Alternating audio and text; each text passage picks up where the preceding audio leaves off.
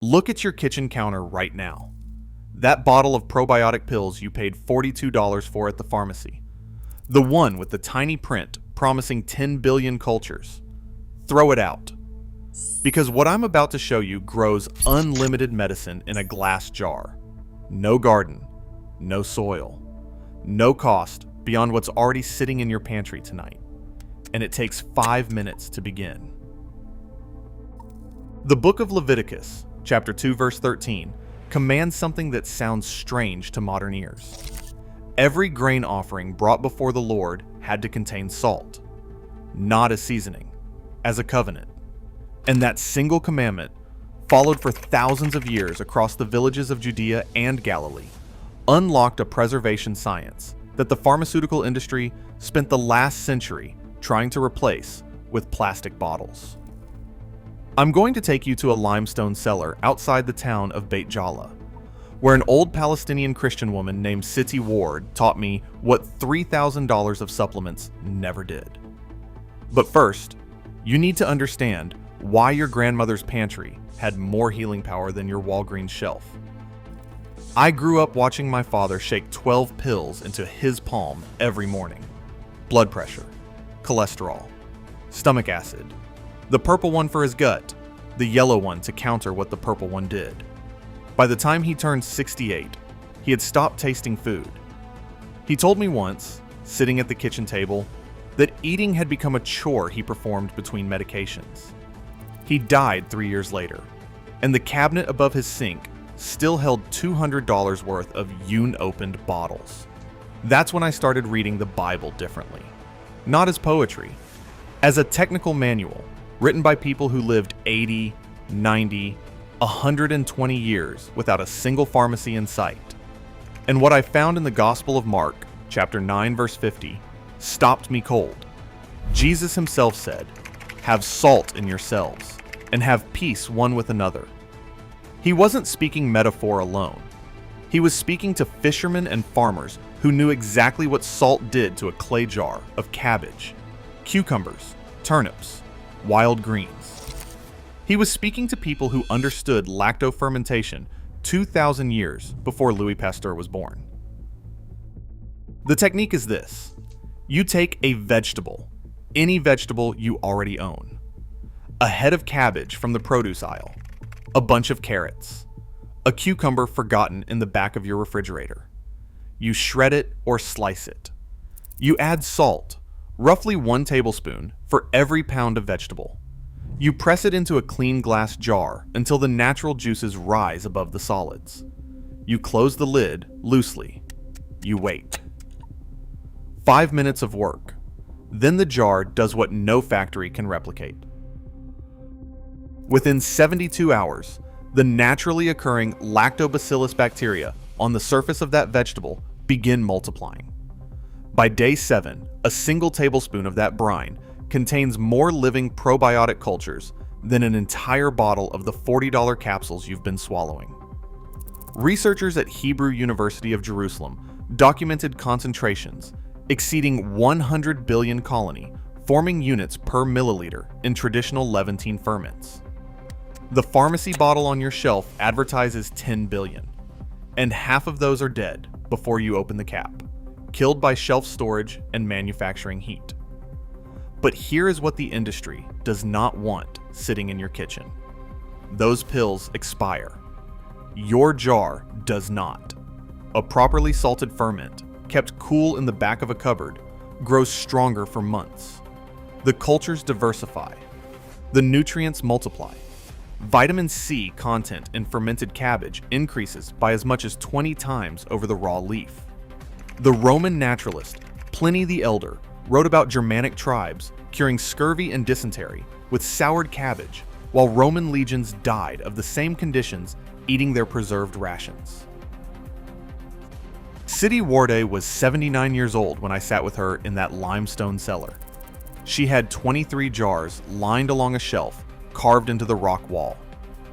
Cabbage, wild chicory, green almonds, something she called homad, which was lemons buried in their own salted juice for a full year.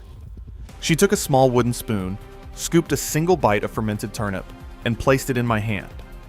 She told me, in broken English, that her mother had given her this same bite when she was a child with a stomach illness that the British hospital in Jerusalem could not cure in 1952. She told me her mother learned it from her mother, who learned it from hers, in an unbroken line stretching back to a time when the village priests still taught the sisters how to preserve food for the feast of the Nativity. She had never been sick a day past her 40th birthday. Not a cold, not a flu, no blood pressure medication, no statins, no stomach pills. Her teeth were her own. Her eyes read scripture without glasses.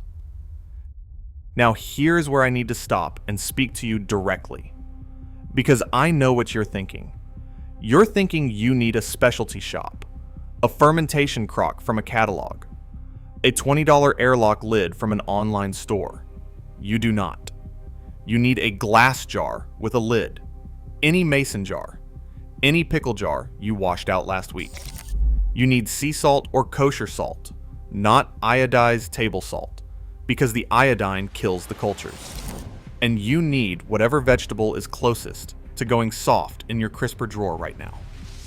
Shred the cabbage, salt it, squeeze it with clean hands for 3 minutes until the water weeps out. Pack it into the jar, press it down hard.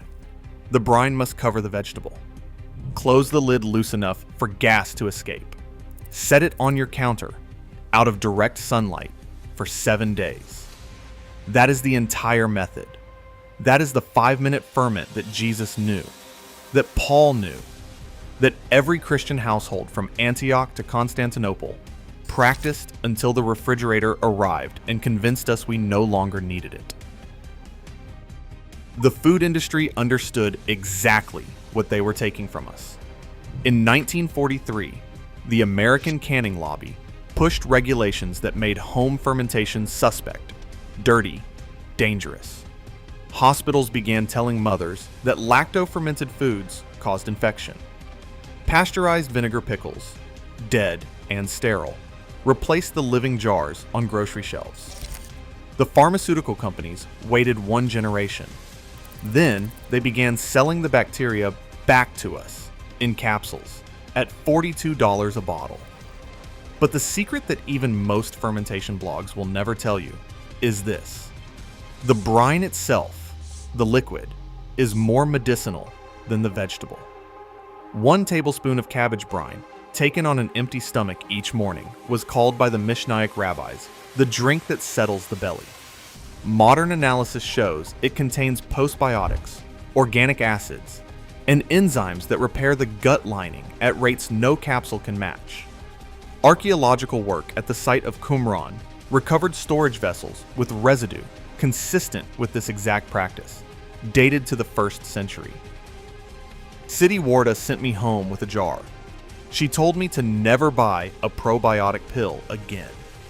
She told me that the Lord had placed the medicine in the vegetable and the salt in the sea, and that anyone who charged money to rejoin them was stealing from the poor. That was 4 years ago. I have not bought a probiotic since. My gut is stronger at 58 than it was at 35. My wife sleeps through the night without the acid reflux that plagued her for 2 decades. The jar sits on our counter, always another one fermenting behind it. This is what was taken from you, not by accident, by design. And the recovery of it begins tonight, with a cabbage and a handful of salt and a clean glass jar. You are a believer, holding knowledge your great-grandmother held before the catalogs came. You are reclaiming a kitchen your ancestors built. That is the work. That is the covenant of salt. Now tell me in the comments below, what vegetable is sitting in your refrigerator right now that you're going to put in a jar tonight? Cabbage, carrots, cucumbers. Write it down below. I read every single one, and I will answer questions about ratios and timing personally. If this reached you, subscribe and stand with the believers who are quietly rebuilding what the industry erased. The next video uncovers the 3-ingredient bread that Jesus broke at the Last Supper and why the wheat on your grocery shelf is a different plant entirely than the grain he blessed. That bread heals the pancreas in ways your doctor has never mentioned. I'll see you there.